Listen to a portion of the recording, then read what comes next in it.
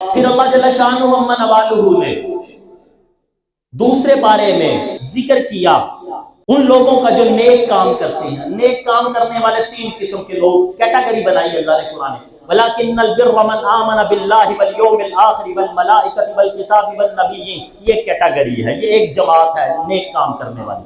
دوسری وَآتَى الْمَالَ عَلَى حُبِّهِ ذَوِي الْقُرْبَى وَالْيَتَامَى وَالْمَسَاكِينِ وَابْنَ السَّبِيلِ والسائلین وفی الرقاب. ایک دو لفظ چھوڑ کے آگے جا رہا ہوں. والموفون بعہدہم اذا عاہدوا والصابرین فی البأساء والضراء وحین البأس اولئک الذین صدقوا واولئک هم المتقون.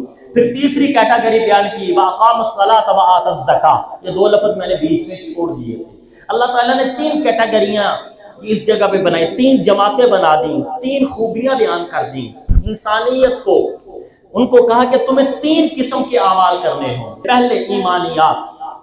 اگر تم نیک بننا چاہتے ہو، سچے بننا چاہتے ہو، متقی بننا چاہتے ہو تو پہلے ایمان ٹھیک کرنا ہوگا.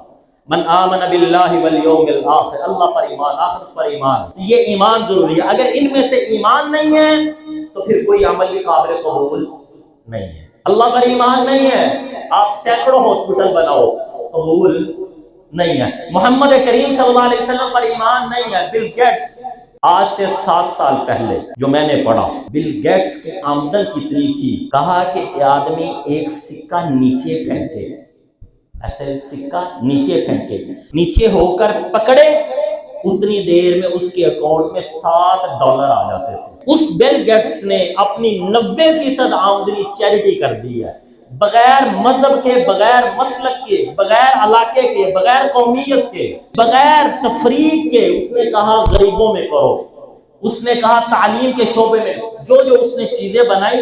تو میرے بھائیوں، لیکن میرے نبی آقا محمد رسول اللہ پر ایمان تھا، اس کی یہ چیریٹی کام آئے گی؟ نوجوان نسل میرا ساتھ دے نا، یہ چیریٹی کام نہیں آئے گی. حالانکہ اللہ کے راستے میں 1 روپیہ 7 لاکھ تک بڑھ جاتا ہے. بندہ خرچ کتنا کرتا ہے؟ 1 روپیہ. اخلاص ہوتا ہے 1 کے 10 ملتے ہیں، 1 کے 70 ملتے ہیں، 1 کے 700 گنا ملتے ہیں، 1 کے 7 لاکھ ملتے ہیں. لیکن اس کو کچھ نہیں ملے. کیوں؟ پہلی کیٹیگری کیا ہے؟ ایمان. ایمان نہیں ہے اس کا. وہ اللہ کو مانتا ہے، بل گیٹس اللہ کو مانتا ہے، کتابوں کو مانتا ہے، لیکن قرآن کو نہیں مانتا.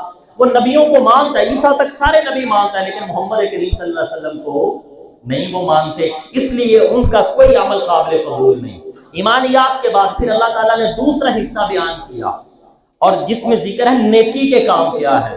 مال اللہ کے راستے میں خرچ کرو، رشتہ داروں میں خرچ کرو، یتیموں میں خرچ کرو، مسکینوں میں خرچ کرو، مسافروں میں خرچ کرو. جو آپ سے آ کے مانگتا ہے اس کو عطا کر دو. قیدیوں کو چھڑانے کے لیے وہاں پہ خرچ کرو. اپنے وعدے کو پورا کرو، صبر کرو. مصیبت میں، تکلیف میں، بیماری میں، تنگ دستی میں، مختلف پریشانیاں آتی ہیں نا.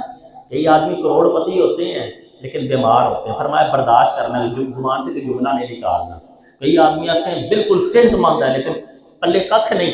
یہ نہیں کہنا اللہ نے منو کی دیتا ہے، پوچھو جا کے جن کے پاس صحت نہیں ہے. سب برداشت کرنا ہے. فرمایا یہ دوسری کیٹیگری. تیسری فرمایا اقام الصلاۃ، نماز قائم کرو اور زکوٰۃ ادا کرو، تم سچے ہو.